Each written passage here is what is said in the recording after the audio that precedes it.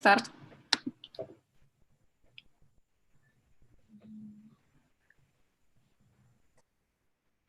Are we live? We can't hear you, Kyle. Oh, can you hear me now? Yeah. Go ahead. Cool. Hi, everybody. I'm Kyle Licott. Sorry, we're just doing a few technical difficulties and working through a few tests, but we are live with you right now. I'm your host for another edition of VCTV. Welcome back. Day 3 this week, Monday, Tuesday, Wednesday. We are here. There is a lot to talk about, and all of what we have been talking as we do every week builds up upon each other, leading every show and up to the end of the week where we talk about all that is happening in venture capital. But today we've got a very special episode, and today's episode is about social media.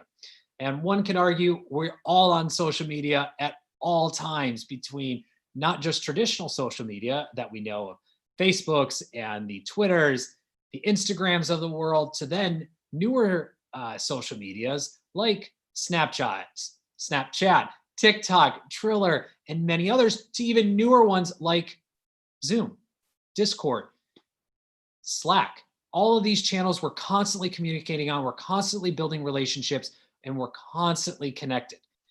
This is good and bad. It's bad because, well, we're constantly connected, which leads to the good, meaning we can now build relationships and connect with people all around the world, anywhere, at any time, and get to work with and learn from all of the best, no matter what they are. We talked about this in an early episode of this same subject, and the fact that right now, in this time, how connected we are from a social perspective. You literally can learn any subject at any time from the greatest expert within that said subject anywhere in the world because of social media. However, as investors, this opens up an entire new world for us, an entire new world. We now can have some of the greatest companies and greatest founders and teams present to us, reach out to us, pitch to us without ever leaving our living rooms, our phones, our devices, and have new ways to connect and build those relationships and see the thought leadership, the development and growth of those companies. For founders, this means you have more outlets than you've ever had to date to get a hold of any investor, including us, at any time. Key phrase here: anywhere, anytime, any person. Let's dive in. But before we do, big thank you to you, our live audience, for joining us. As we do, we are always appreciative. If you like what you hear, click subscribe, give us a thumbs up, as we've got more content coming for you on VCTV every single day. And if you're an investor, you'd like to join the show, open your mind, share your thoughts on subjects like we're going to be talking about today and others, or you'd like to talk about what you're seeing happen in various markets or regions around the world, we'd love to have you. Entrepreneurs, we'd love to hear from you. This is not just a show for investors. This is a show for you as well. We host shows where we'd love to have you a part of them. And if you'd like to pitch us or other investors live, we'd love to have you here on our show as well. So do reach out. Myself, Elena, Maria, the entire LA Token team, we'd love to hear from you. Reach out, go to latoken.com and subscribe as well. Shout out to Elena and to the entire LA Token team for bringing VCTV possible to your screens or your social media live streams anywhere in the world, in any device you may be working on. Now, let's get started. I think I teed that up enough, as my microphone was having issues, so I've made up for it. Let's introduce everybody. Irina, you and I were talking offline longest, so I'm going to start with you. Welcome back to the show. It's always a pleasure. A little intro background on yourself for everybody. Thank you. It's such a pleasure to be back. I'm really excited to have this topic. I think it's so relevant to everything that's happening right now. My name is Irina Litchfield. I'm president of Lumeria, space platform for space industry. I'm making sure that space as an asset class becomes a reality. I'm founder of Blockchain Cubed, financial technology company, and I advise to a number of companies. You know the list by now if you watched me before, so that's fine. And I love supporting entrepreneurs, and I love supporting VCs. And that's great. And that's what we do here on VCTV. We both support not only entrepreneurs, but also VCs. There's so much to share, so many lessons learned, but so much to talk about. And so much is happening. I mean, again, Zoom has become my biggest social network at this point. I'm on it more than I'm on anything else. Look back to Facebook in its early days, I spent more time on Zoom. But nonetheless, it's a great way to connect, see people versus just the AOL instant message, dating myself, or the IRC chats where we had no clue who anybody was. Now we've got a little something here. With that being said, my man, Jason from the Midwest, welcome back to the show. A little introduction and background on yourself as well. Great. Thank you, Kyle, for having me back. Pleasure to be here. I've been active in the entrepreneurial and investment community for the past 20 years in the Chicagoland area. Been very active in helping companies raise money as well as supporting entrepreneurs. And I recently launched Propellant Ventures, which is a seed stage venture capital fund investing in the growth of Chicago and the greater Midwest. We're initially focusing on certain industries that are really accelerating because of what's going on in the world. And those industries are healthcare, future of work, fintech, supply chain, and ed tech. I've also been very supportive in general of entrepreneurs, and I've run the Chicago chapter of the Founder Institute, which is a global program to assist founders raise companies, start companies. So happy to be here and share my perspective.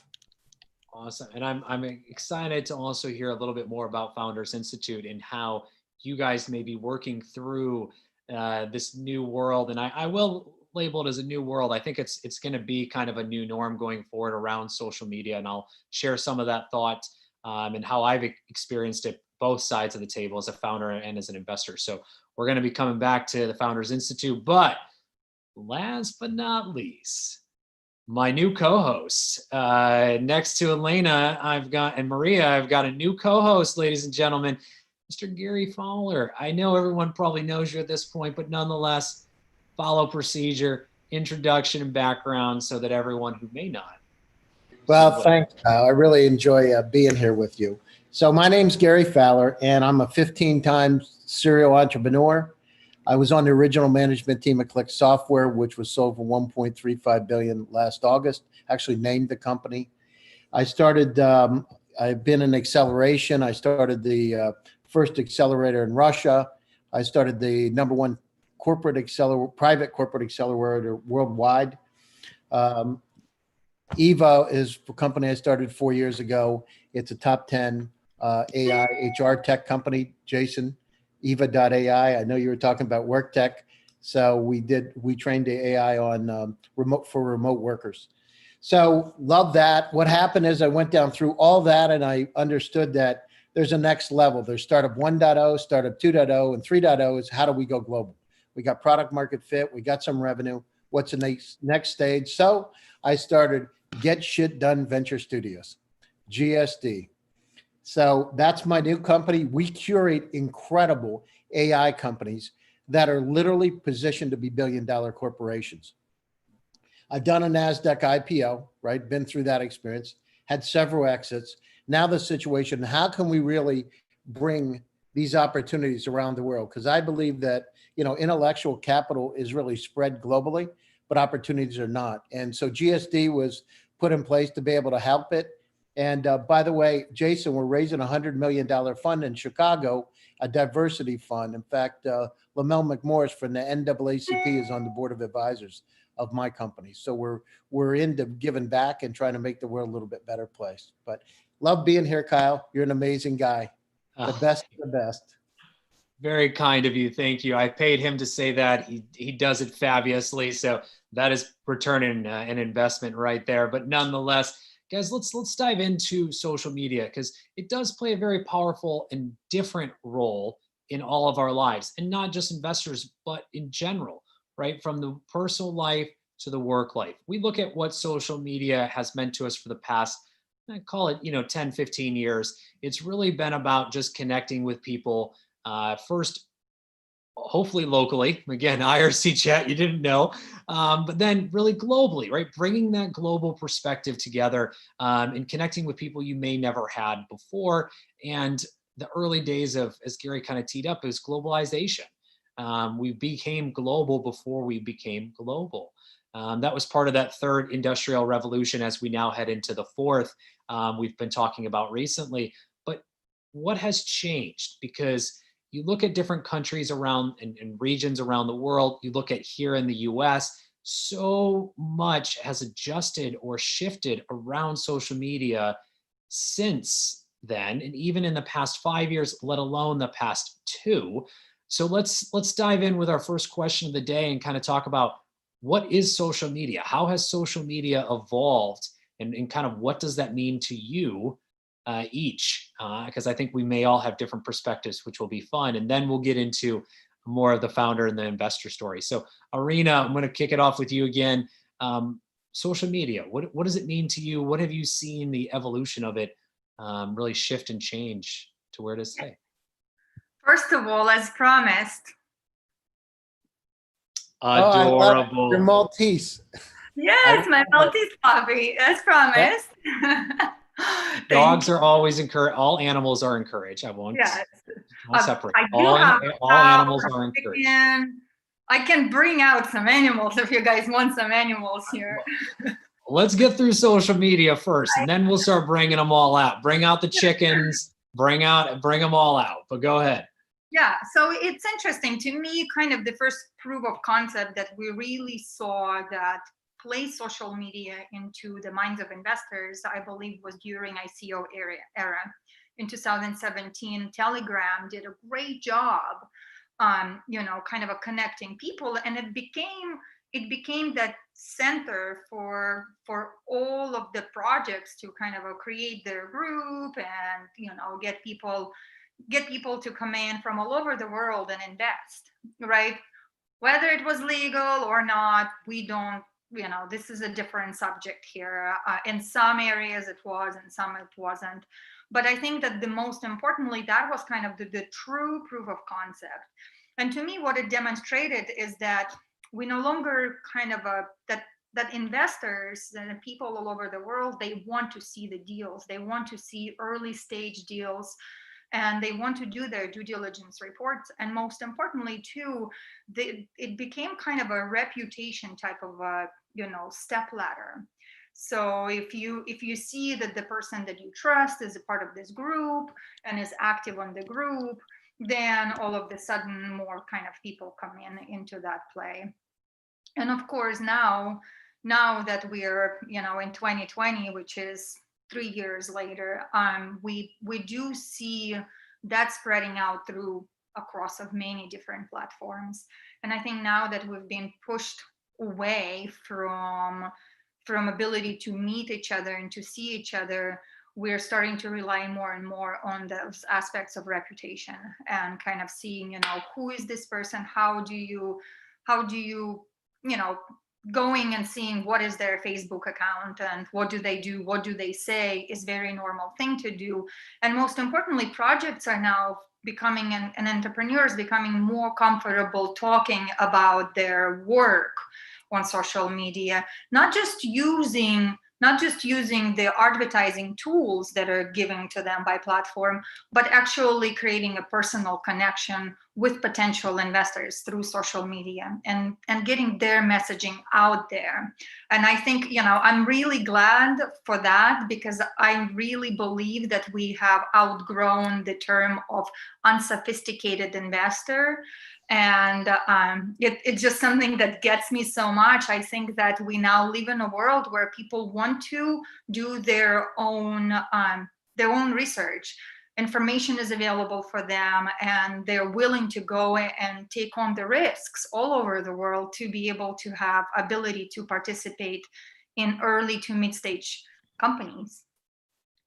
You're right, and I think that personal connection is what's important, right? We talk a lot about relationship development, not just here on VCTV, but all of us do in general, right? In other conversations, and so that relationship means so much. And while social media can be a validator, and it can be a huge role of diligence, I think is what we're hearing.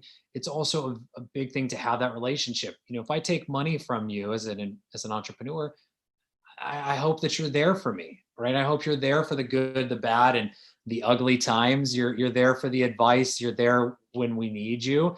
And there's a relationship so that if the company succeeds or fails, we can continue to grow that success or try again. So I think you're spot on. Jason, I see you shaking your head. I mean, would love to hear your thoughts as well as how social media has really changed and your thoughts and what it means to you. Yeah, so the biggest tool for me in all this is LinkedIn. Now, when LinkedIn started, it was really not considered social media. The term wasn't even really out there, but LinkedIn has become so much more social. I was in the first 8,000 users of LinkedIn, so felt like I was a beta user. When they hit their first 100 million, Reid Hoffman sent out a thank you letter, and then I realized, hey, LinkedIn is really here to stay. It's a big tool. You know, when LinkedIn started, Facebook was the main tool just to connect with people. LinkedIn was focused solely on business. And, you know, they've gone up and down over the years on their engagement. I think they've finally hit a good stride with ways to be social on LinkedIn with the blog posts, with following people. It took them a long time to figure that out. But to me, it's a very important tool to meet investors, to meet entrepreneurs. If you're structured a certain way with a fund, you can publicly market your fund on tools like LinkedIn. The last fund I was part of found most of their investors through LinkedIn. So, you know, through Sales Navigator. So to me, LinkedIn is, you know, before I have a conversation with anyone, whether it's an entrepreneur or an investor, I always go to LinkedIn to find more information about that person. So to me, it's a great tool. I mean, tools like other Facebook and other social media tools are important as well, but to me, that's more of a personal side of someone. And so LinkedIn for me is really the biggest tool that I take advantage of for relationship building and for initial due diligence on investors and entrepreneurs. That's a good point. And you bring up the personal and business side, and I think some actually blend the two. So there are definitely, for me, for instance, as an investor and as an entrepreneur, or just as a person, I'll just put it out there, there are definitely those social networks I hold very tight and I do not share. And then almost all the rest are completely open, right? Twitter is a little bit of personal, but also a little bit of professional, and LinkedIn is mostly professional. Whereas Instagram, roll the dice. If you can get a hold of me, game on. Facebook is completely open for all the above. And for many years, that was a huge tool, to your point. Similar way you were using LinkedIn, Facebook was a huge tool that I was hearing pitches from, connecting with people. I think it also depends on the industry in some cases. But I know we've had investors on in the past that say they take pitches anywhere. I mean, Snapchat, they've had pitches on Instagram, just cold outreach. So it's really unique to see how each of us look at this and are seeing this. Because I think, yeah, at this point, I have not had a pitch on Instagram. So I can say that, but I have on all of the other majors. So being Facebook and LinkedIn, of course, and Twitter, and I'm sure again TikTok, Triller, and Snap will come shortly enough. But yeah, I think you're spot on, and that's definitely something that's changing. And it's being a part of our daily lives now, because we are so connected. I mean, how do you get a hold of someone? You know, you see where they're the most active. I think to Irina's point, and Gary, I'm going to come to you. I'll just say with a comment is, look, email is email, and you just really don't know what we're going to get anymore on email, right? Jason, for instance, you may be a power LinkedIn user, and I see that, and I know that you probably won't answer email, but I'll hit you up on LinkedIn. Whereas I know Irina does not use LinkedIn. In this case, she does. But if she doesn't, like, oh, I'll try reaching out to her on email, right? For so many years, it was email first. Now those avenues have sprouted as well. But before we get into that any deeper, Gary, I want to make sure you get your thoughts in as well. I mean, you know, you're living the AI life. You got the artificial intelligence power in everything you do, but all jokes aside, how are you seeing social media really transform, and what does it mean to you now? I mean, well, think about what's happening, right? We need to develop our relationships deeper. In fact, one of the guys that works for me, my VP of strategy, wrote the book, Business is a Contact Sport. And that's really what it's about. So what are the most important things when you're building a company and you're raising money? Trust. So if you have yourself out on LinkedIn and people can look at you and see what your accomplishments are, it dramatically increases the chance that they're going to want to work with you. The other thing is, point two, get published. I try to publish 2 to 4 articles every single week. Forbes, Medium, Security Source. And the other thing is I look for co-authors that are world renowned. For instance, I did one with a former chief security officer at Apple, an article about security, dramatically increased the attention. So write. It's really important, and get topics that are really interesting. So the pandemic and COVID, how to be able to accelerate transformation post-COVID, those kind of things. Be topical. And, you know, if you understand those concepts, it also helps you get the word out. So be an influencer. So between last year and this year, I've written 68 articles, 70 articles. So I've really stepped it up recently. But so now I'm doing 2 to 4, and I'm writing in Russian and I'm writing in English. So publishing Influencer to the max. Well, you know, you got to get the visibility out. So that's door number 2. The other thing is, what you want to do is be very careful about what you post, even on Facebook. I one time had a picture. Somebody asked me to pose with a champagne bottle, and I thought it was kind of funny because it was one of my MBA classes, one of my students. But that thing started to go viral. So I've learned not to take compromising pictures of any sort, and to keep it across all social media platforms, good, right? To hit the mainstream. Mm-hmm. So the other thing is, when you're posting, now it's different. Post things that are pertinent, right? When you're going to post things on LinkedIn, things that are going to get attention and they're pertinent. If you're going to have visuals, make sure the visuals relate to that particular article or that particular post. Make it interesting. Guess what? People are home a lot more. People are working out of their houses. They want to be entertained. Part of what we do is entertainment, right? If you don't see some people that are entertaining, you don't watch. But guys like you, Kyle, that are very entertaining, and Irina and Jason, you know, it's interesting. So what we want to do is entertain. That's part of the game. And the other thing is create value, right? Create value for them. Help them. Don't sell yourself. Help. What kind of things what kind of tips can you give to be able to help other people help themselves, help those companies help themselves?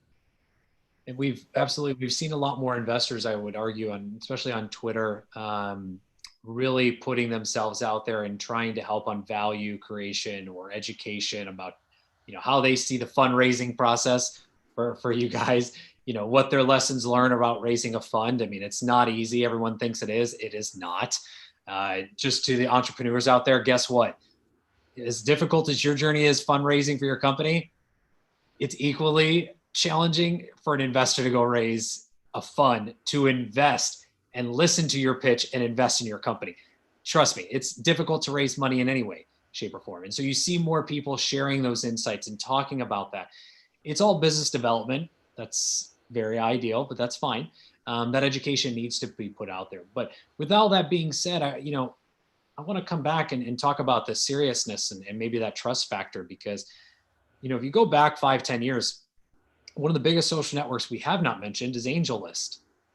AngelList is very much a social network. If you look at its definition and how it connects people, how it also is a platform for investors and founders to find each other. And so we've all taken investment pitches through AngelList. We've seen the syndicates. Now taking that into new platforms, or traditional, being Instagram and Twitter, and some that are coming like Discord and others. Do you take pitches when they come through social media seriously as if they came through your inbox? And the reason I ask is, in your inbox, you can get a warm introduction. In social media, you may not always necessarily get that. So trust. Do you take that in seriousness of a pitch as it comes through social media, just as you would through email? Gary, Irina, Jason. Go ahead, Gary. Yeah, I mean, from my standpoint, most of the pitches that I get, and I get quite a few, are coming through, they've met me some way, shape, or form. So I'm doing, you know, I have my own show that I do every 2 weeks. And they're coming through that. They're coming through different sources. So most of the time they're warm. And so when I see them, the other thing is the challenge is I have 5,000 people on Facebook and I have a long list of people that want to be friends. So I do get these hidden messages where they have pictures attached and I look at them. But what I do is if I get it in my inbox and I'm inundated with email, I get hundreds of emails every day. I don't know what everybody else is like, Irina, Jason, Kyle, but Elena, I get hundreds of emails. And if I don't look at my email for 2 or 3 hours, it's hard for me to look at it. I just almost forget about it. It's that hard. So email is really one dimensional. We need to have 3-dimensional views. If somebody sends something to me on LinkedIn, somebody sends me an email, somebody sends me on Facebook or WhatsApp, I'm way more likely to look at it because I know they got the right stuff. They got the grit and they're really, really hungry. So, I mean, that's where I am from my standpoint. I think we're in an unprecedented time to be able to use these data sources. Kyle, the one thing we got to remember, the VCs need deal flow too. They need deal flow, and it's hard as heck to get it today unless you're using the data sources that are out there. Well, it's competitive. It's competitive. Yeah. That's the thing. So let's open up this world real quick. I mean, again, as entrepreneurs, it's exhausting to raise capital. It takes you away from your business. It just drains, but it's a big part of what you do. As investors, it's part of our job to go out and find that deal flow, to find the best companies. It's also competitive because you may not get in, you may be fighting to get in, you may have to get an introduction from someone, just as an entrepreneur has to get an introduction to you. This is a very competitive world, and it's good to see that. You have more and more outlets. And Irina, you were about to jump in, so I'll turn it over to you as well. Yeah, to me, I really look at kind of how they approach me. If they just kind of drop me information about their company that is just a copy paste. There is nothing personable about that. It's just, I'm one of the hundreds of people that they're emailing. It's just a noise to me, and that's just kind of how I work. I don't do well with noises because I'm on so many platforms, right? Like just Telegram alone, I have 8 groups that are there, right? And add everything else, it's just too much. So what I look at is what common connection we have. If they have a friend that I know is very tight with their acceptance of friendships, it kind of enters them into, I'll hear whatever you have to say automatically. I won't even look at what they want me to look at. I'll just want to hear from this person because I know that their reputation, they're connected to a person who is very strict with who they open up their social pocket to, if that makes sense. And then what I do too for me is then see how they approach it. If they see relevance, or of kind of whether I can benefit them at all, right? So that's my approach. I scan through and see if it's a noise and it's just an empty, I call them empty rattles. I'm just one of many people, or if they actually specifically targeting me to get my advice or see what I think about, their project. And if they have put in some time into getting hold of me, then I will give them time because I feel that it's kind of it's the benefit back because they invested time in me. I'm investing time back to them. And I think that creates a really great balance. Mm-hmm. I like the mutual connection part. I think that's also something that's lost, right? There's the warm introduction, but there's also mutual connection. If I see an entrepreneur is connected to you, Gary, and Jason, I'm like, oh, this person's probably pretty legit, right? And then I've got 3 sources I can go to very quickly to ask about that. Whereas sometimes that cold outreach, there's a lot more research as well. So Jason, coming to you, I mean, same question as we continue the conversation. Yeah, as I mentioned earlier, I've been very active in the entrepreneurial community for 20 years. So I have a lot of touch points in the community. A lot of things are sent my way through investors, through entrepreneurs, through service providers, just people that I've built into my network over many years. So trust is extremely important for me as well. So if it's coming from a source that I know, I definitely will take that serious, especially if it's coming from an investor that's invested in the company. I'll take that even more serious. But a lot of stuff comes regularly. I do get unsolicited on LinkedIn occasionally, or not more than occasionally, quite often. I want to be a resource and accessible for entrepreneurs, so I will take a look at it. I usually will try to take a phone call or Zoom meeting, even if I have remote interest, just to be a resource, because you can't always learn everything from a document or a message. So I try to have a phone call or some other kind of way to communicate. I'm also very active with office hours for different accelerators, so I get deal flow that way as well too. So the fact that it's coming from a trusted source like the accelerator, also provides a level of credibility for me as well. But I would say most of the deals are coming from trusted sources that I know personally. That's a good point. Whether it be the accelerator or just that trusted, again, that trust circle that Irina started us all off with is incredibly important. And social media adds validation to that. That being said, Jason, we'll start with you on this. Are you using social media as diligence? Or have you heard of other investors that use social media as diligence, whether it be for both the company and the entrepreneurs? Kind of goes what Gary mentioned about the fun picture he took years ago. But how do you see social media playing a role in the diligence process? Yeah, for me, it's mostly been LinkedIn. Again, whether you consider it social media or not, that's a tool that I've used where you can get some basic information, learn about who's on their team, assuming if that matches with what they send you. If you can see that there's people listed in LinkedIn, you can find a little bit how they describe their business on LinkedIn. You can find out when the company was started, if they put the proper date on there. So I use it for some basic information, but then also it gives me a good background of the founder, because sometimes they don't go into that level of detail in their deck. Mm-hmm. But for me, LinkedIn's a good tool for that. I haven't really looked at other tools so much. LinkedIn is mostly what I've started with. Then I look at the information and have a conversation with the founder. But again, LinkedIn is a business tool. So, you assume most of it's accurate, but you still want to validate it.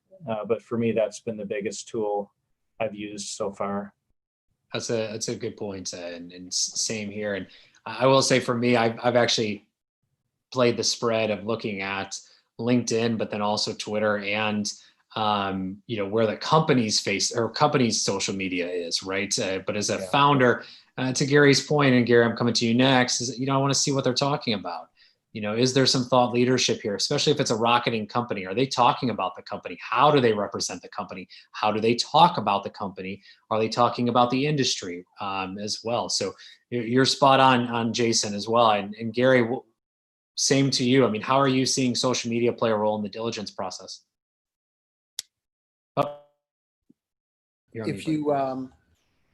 Sorry about that. If you find somebody, what I do a lot of times is I just cross-check. And I have a graduate degree in clinical psychology too. So I want to know who the person is.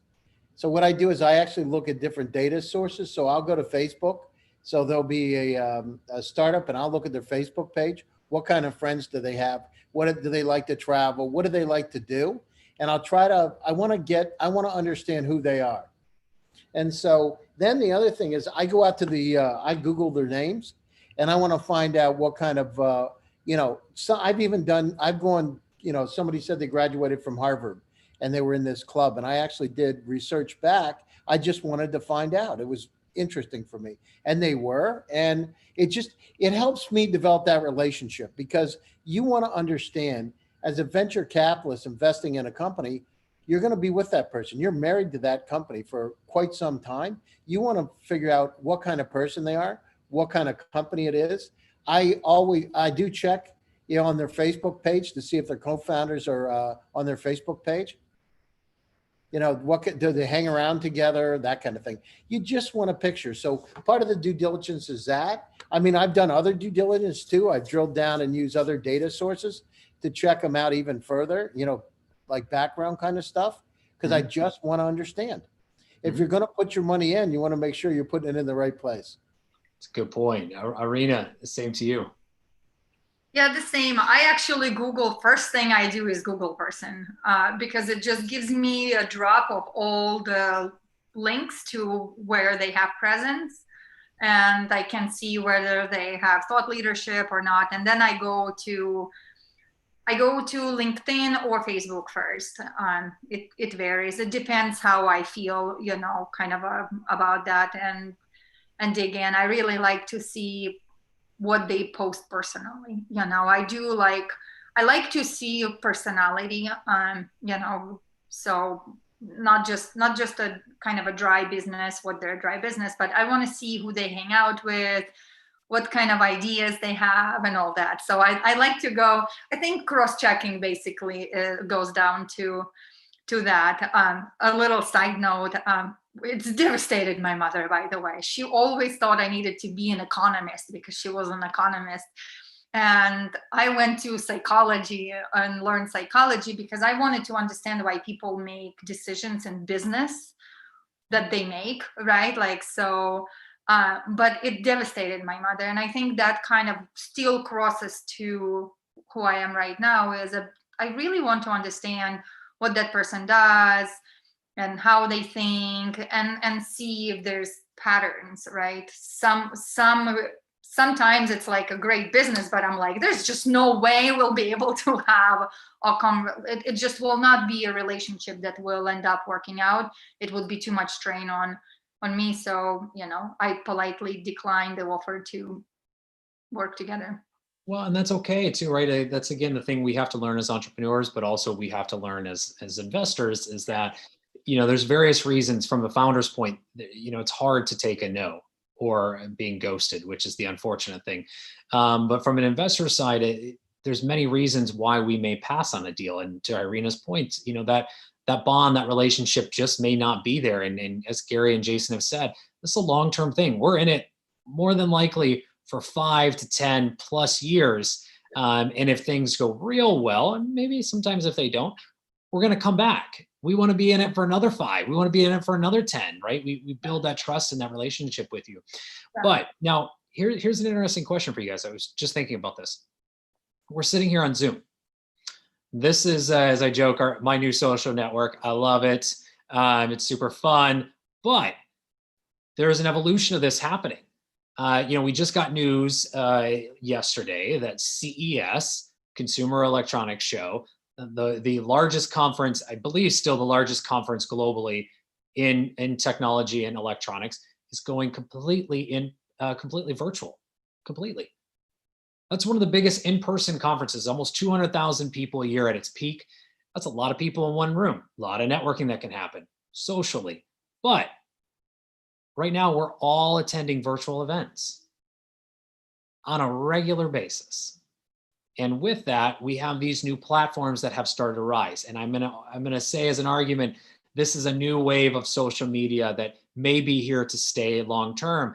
And on those, whether it be Brella or Hopin or a bunch of others, they have this networking component that allows each person to connect with others and maybe pitching, maybe selling, solicited or unsolicited, Jason, but nonetheless are reaching out. How do you feel as investors about this new world of events and virtual events that are happening and being able to connect or being pitched by entrepreneurs through these? Because again, this is different. This is not your personal Instagram or your company Twitter. This is now you're at a virtual event. Someone is messaging you through these new platforms. How is that playing a role? What do you think about that? Because that is going to be the new norm going forward with events, regardless of when in-person start back up. So Jason, let's start with you. I mean, with the Founders Institute as well, I'm sure this is a big conversation topic. So how do you see this as an investor and playing a role in your process, and positive, negative? So first of all, I don't believe that you have to meet every investor and every entrepreneur before you invest in you or you invest in their company. The last fund I was a part of, we hardly met any investors or any companies. We did everything remote.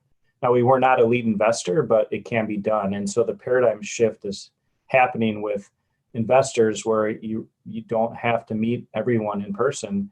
It's more, things are more efficient. You're saving money and time by doing that. So yeah, there's a lot of Zoom calls like this where you get to meet entrepreneurs one-on-one. I have these calls almost every day with entrepreneurs and with many investors throughout the week as well. This is the closest you're going to get other than having an in-person meeting. So you can still see the person's face. I still think it's important to have your video on when you're talking to people so you can engage with them. And, there's nonverbal cues you can see as well while you're doing a video chat. With that said, yeah, these platforms, I definitely are here to stay. I think there's going to be a hybrid approach once we can comfortably go back to events, in-person events. I've been on several different platforms, and some are better than others. One of my favorite platforms is one that one of our Founder Institute companies created called GamerJibe. It's a 3D virtual environment. We did an event last night, and you basically walk around with an avatar and interact with people one-on-one. So we had startup pitches as well. We had several founders that had pre-recorded pitches, and then you could engage with them one-on-one. The platform can also do live pitches, but we did pre-recorded pitches. We have tabletop discussions. We have sponsor booths and just general open area where you can talk one-on-one with people through video, voice, or text chat. So, and you can share your screen as well. And a lot of investors come to the event. I've met several investors there. I've met many entrepreneurs. So, and it's, even though we're targeting Chicago, the Midwest, Chicagoland, we have people from all over the country that are attending and people from all over the world as well. Since these events are open to anyone, people find out about it. And same thing with and it's a public event. A lot of these platforms, with the office hours are private. I've been a part of some of those, like Sococo, I think is one that was more like a 2D type of situation where you just meet with people one-on-one, much like you're doing with Zoom. Yeah, they're definitely not going away. That's for sure. I see people still continuing to do these, and CES is not even until April next year, and they've already decided to go virtual. And so you'll probably see a lot more people doing virtual next year as well. South by Southwest, it's unfortunate they didn't figure out a virtual, they did some things after the fact, but I know they made a decision like a week to go right before, so they didn't have a lot of time to plan anything. But Collision did a nice online event as well. So if you have enough notice, you can really do well and have engaging conversations.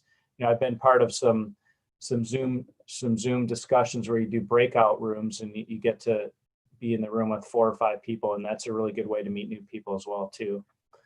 Yeah, so I'm excited about what all this, where this is headed, because it's here to stay.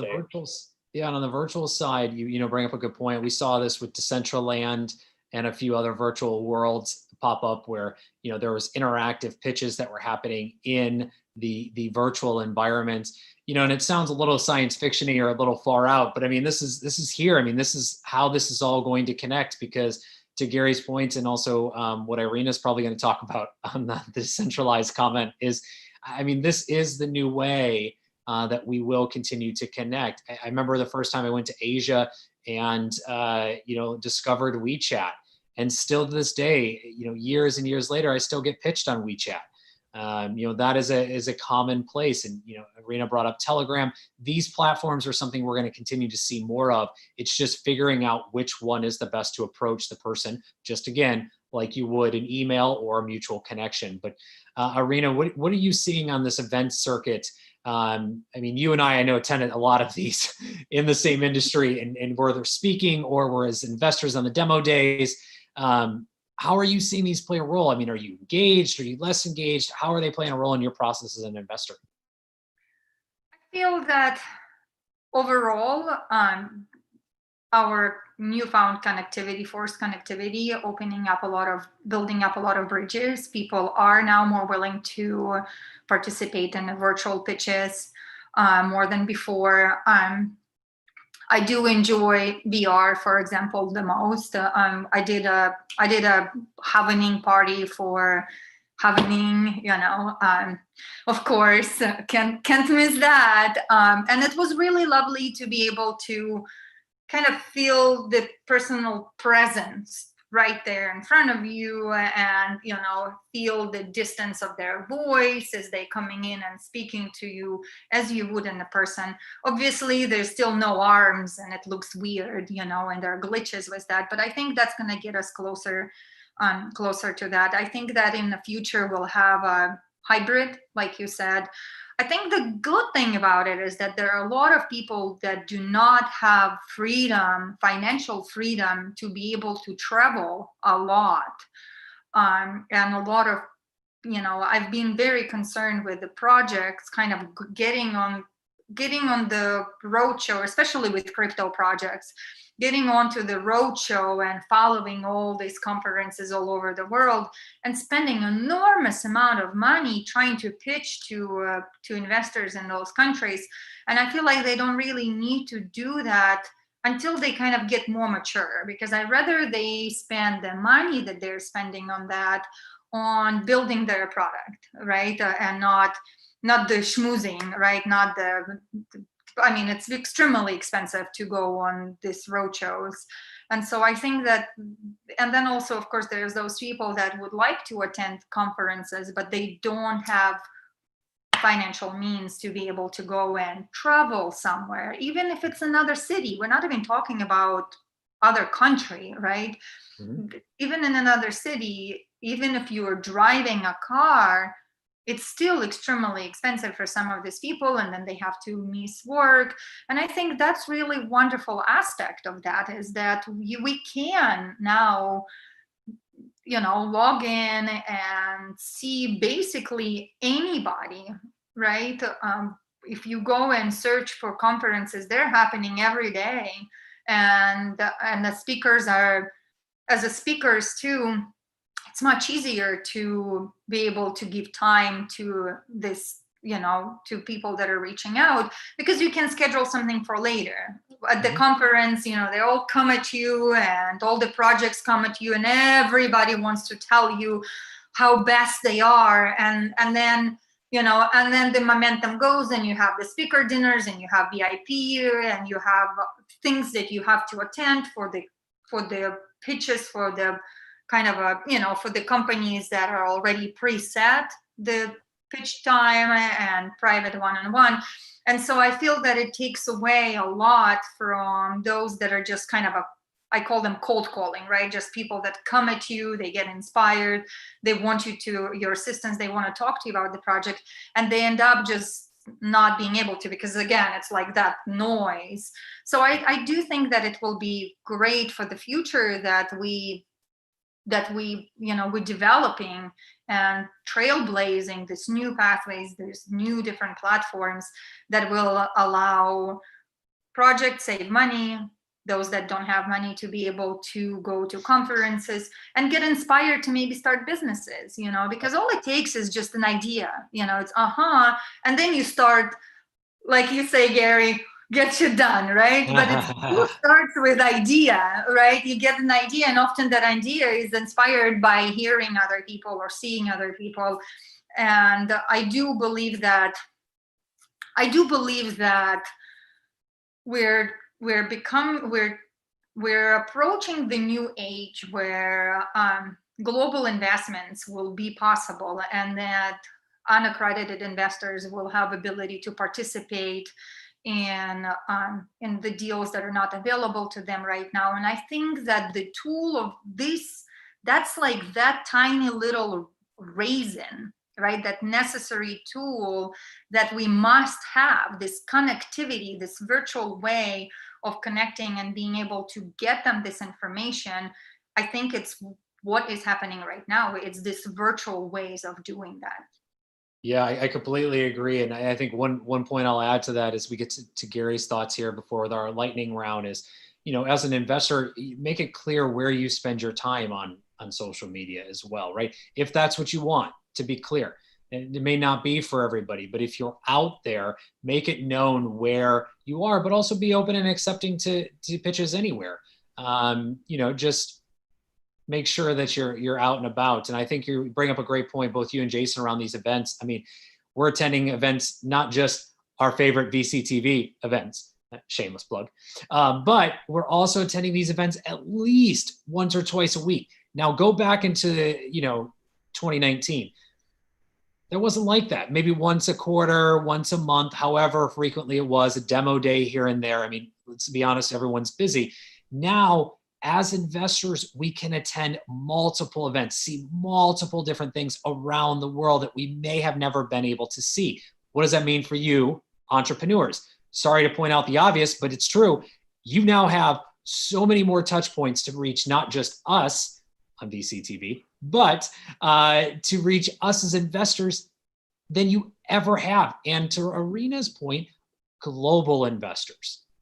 You can now reach an investor in Europe while you're sitting in Mexico, or in Argentina while you may be in Australia. And those investors may be the most strategic investors you need.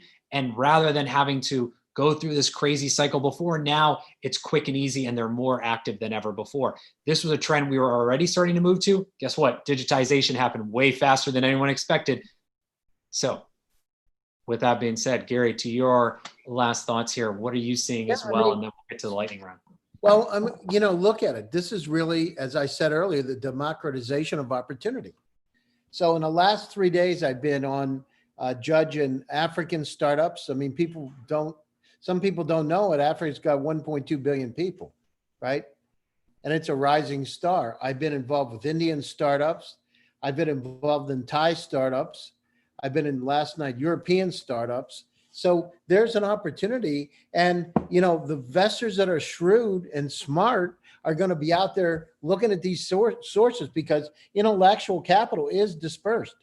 Find where those opportunities are and get there before other people get in and help guide it, right? I know when we opened our accelerator in Russia, there hadn't been anything like it before. And he had all these really bright, incredible people.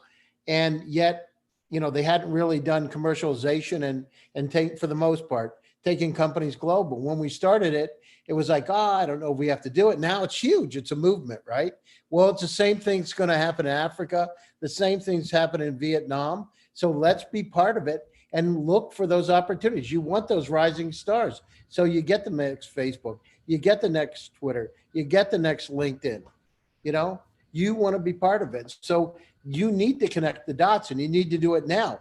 Be first, go out and search. So the startups, use your channels wisely. Find out where there are events, pitch, do your research on LinkedIn, find out who's got the background as a judge, do your due diligence in advance that understand your particular area, and focus on that person when you're doing the pitch and start to cultivate that relationship.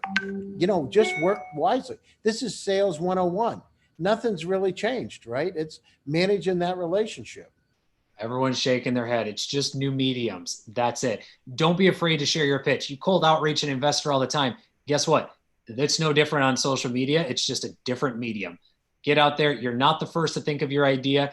And if you are, 1 in a billion, congratulations. Nonetheless, you're probably one of the best to execute on it. That's what we want to see. We want to see what you've put together, but that you are the right team and the right individuals to make it happen. So don't be afraid. Reach out on many channels, figure out where the best is to connect, do your diligence. As Gary said, do your homework. It works both ways. We're going to do it on you. You should be doing it on us, so that way we are valid and worth the time talking to, or it's a good relationship to build over time, because we may be in the future. Something to think about. Relationship development, sales 101, to Gary's point. All right, lightning round. So fun little question, and then we're going to closing thoughts. What social media, aside from LinkedIn, Jason, what social media are you open to hearing pitches on that people may not be aware of? And Jason cannot use LinkedIn, neither can Gary, neither can Irina. So outside of LinkedIn, where are you open to hearing pitches that people may not be aware of? Gary, starting with you. I mean, I'm getting them on Facebook. I'm getting it on what I just got one on WhatsApp. So, I mean, I don't care where they come from, and on the other side of it, we got to remember, we all have so many data sources. We forget where we're getting things. So make sure that that person is active in that particular social media, because you may send something that never gets looked at. So be careful, do your research. But Facebook Messenger, WhatsApp, happy to take a look at them. If they haven't tweeted since 2018, Exactly. probably not a good idea to hit them up on Twitter. Just thought. But Exactly. all jokes aside, Irina, social network outside of LinkedIn. Facebook is definitely the platform for me. I'm pretty active there. You can get hold of me basically on all of the platforms, though. Telegram probably is the worst because so much noise, just so much noise. It all gets, so do not contact me on Telegram at all. I'm serious. No, this is why I'm asking this question to all of us, is that Telegram and a few others, depending on the person, Too much noise. Are a little noisy. And so back to the point Gary made, and Irina is leaning here, is look, it's okay if we don't get back to you right away. Things are very noisy and we're getting hit up on many channels. Do a follow-up, send an email, go through this multi-channel process. Don't hit us on 15 networks with the same message. Right. At once. It's called a bot, people. Let's keep this a little personal. But Jason, this is going to be the hardest for you, man. You're a LinkedIn OG. Let's take a step out of the LinkedIn world. Where do you want people, where can people reach out to you outside of LinkedIn for a pitch? Yeah, similar to what everyone else said, Facebook could work. I'm active on Facebook, more personal, but I do post events and other business things, so Facebook could work.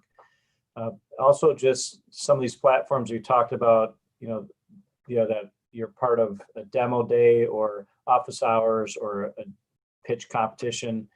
Those could be considered social networks. Maybe they're closed, but those are great ways to hear pitches too. And I've already done a bunch of those. And so, Facebook is still for the most part closed just to your network usually. So some of those other platforms like Sococo that I was part of, or Gamer Jive, those are all good platforms as well. And I'm open to try new ones as well. There you go. A LinkedIn OG has told you where else to find them. Now, nonetheless, I'll throw my answer in Twitter. If we're not talking about LinkedIn, Twitter is the best spot to hit me up. So definitely with all of you as well. Guys, we have come to the top of the hour. We have to end here in just a moment. So I want to make sure everyone knows where to find you on these social media networks and also in general. So let's go around the room. Gary, we're going to start with you as my co-host. You're on the show every day. I love it. Yeah. Let's start with you. Where can everyone find you online? Yeah, thanks, Kyle. So you can get me on LinkedIn, Gary Fowler. You can send me an email, Gary@gsdvs.com. I'm happy to listen to you. I'm on WhatsApp too. Reach out. Love to hear your ideas. Like to see what I can do to help. Remember, stay positive and GSD. Get shit done. Boom. Irina. You can Google me and it will give you all the links. Irina Litchfield, or at Crypto Superwoman works as well. It will take you to all the same links. Just message me. Yeah, I'll check the messages even if I don't friend you. So don't send me like a friend request. Just message me. There's 2 for 2. We're going 3 for 3 with the LinkedIn OG. Jason, close us out. Where can everyone find you? Of course, on LinkedIn. You can also, I agree, send me a message before a LinkedIn request. That way, put some thought behind it so I know why you're contacting me. Also, my email, jason@propellant.vc works as well. Wonderful.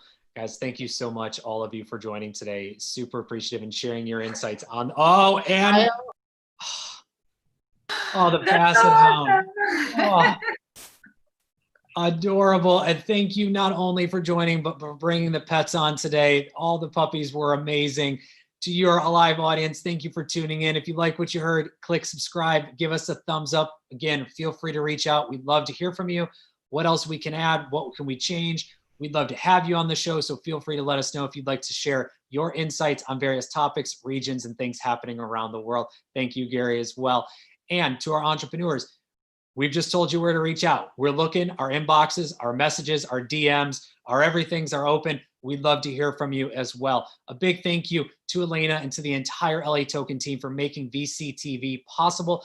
I and Elena, LA Token, will all be back here, and maybe my co-host Gary. We'll see.